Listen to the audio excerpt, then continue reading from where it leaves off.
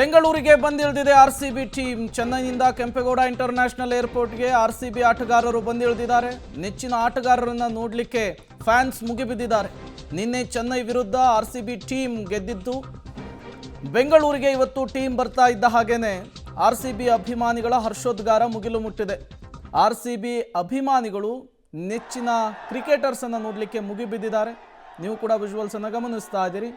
ವಿರಾಟ್ ಕೊಹ್ಲಿ ಆದಿಯಾಗಿ ಎಲ್ಲ ಆಟಗಾರರು ಕೂಡ ಚೆನ್ನೈನಿಂದ ನೇರವಾಗಿ ಇವತ್ತು ಬೆಂಗಳೂರಿಗೆ ಎಂಟ್ರಿಯನ್ನು ಪಡೆದುಕೊಂಡಿರುವಂಥದ್ದು.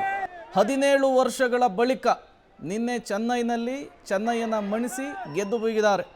IPL ಸೀಸನ್ 18 ಈ ಬಾರಿ ಕಪ್ಪನ್ನು ಗೆದ್ದೇ ಗೆಲ್ತೀವಿ ಅಂಥೇಳಿ RCB ಟೀಮ್ ನಿರ್ಧರಿಸಿದೆ. ಫ್ಯಾನ್ಸ್ಗೂ ಕೂಡ ಭರವಸೆಯನ್ನು ಕೊಟ್ಟಿದ್ದಾರೆ. ಭುವನೇಶ್ವರ್ ಕುಮಾರ್ ಅವರು ಫ್ಯಾಮಿಲಿ ಸಮೇತ ಬರ್ತಾ ಇರುವಂತಹ ವಿಜುವಲ್ಸನ್ನು ಗಮನಿಸ್ತಾ ಇದ್ದೀರಿ.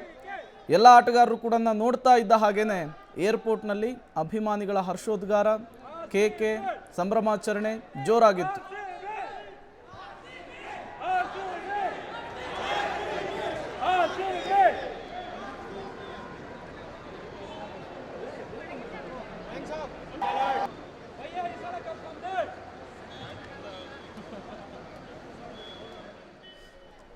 IPL Indian premier league season 18 ನಡೀತಾ ಇದೆ. ಮೊದಲ ಮ್ಯಾಚು ಕಲ್ಕತ್ತಾದ ಮೇಲೆ ಭರ್ಜರಿ ಜಯವನ್ನು RCB ಟೀಮ್ ಗೆದ್ದಿತ್ತು. ಅದಾದ ಮೇಲೆ ನಿನ್ನೆ ಚೆನ್ನೈನಲ್ಲಿ ಚೆನ್ನೈ ಸೂಪರ್ ಕಿಂಗ್ಸನ್ನು ರಾಯಲ್ ಚಾಲೆಂಜರ್ಸ್ ಬೆಂಗಳೂರು ಟೀಮ್ ಮಣಿಸಿತ್ತು. ಇವತ್ತು ಬೆಂಗಳೂರಿಗೆ RCB ಟೀಮ್ ಬಂದಿರುವಂತಹದ್ದು.